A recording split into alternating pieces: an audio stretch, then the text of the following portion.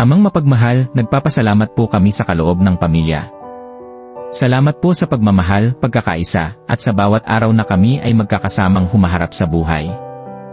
Salamat po sa aming tahanan na nagsisilbing kanlungan at lugar ng kapayapaan. Panginoon, itinataas po namin sa inyo ang bawat miyembro ng aming pamilya.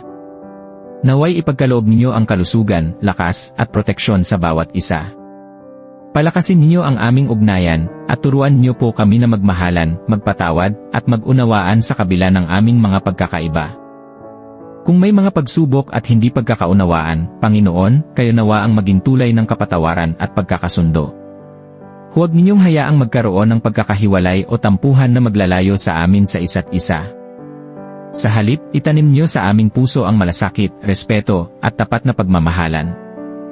Panginoon, patnubayan po ninyo ang aming mga desisyon bilang pamilya. Bigyan niyo po kami ng karunungan upang ang aming mga hakbang ay laging naayon sa inyong kalooban.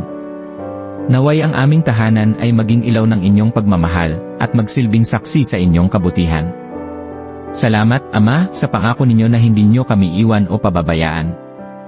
Iniaalay po namin ang aming pamilya sa inyong mga kamay, ang aming mga pangarap, kalakasan, at maging ang aming kahinaan. Sa pangalan ng aming Panginoong Hesus, ito ang aming dalangin. Amen.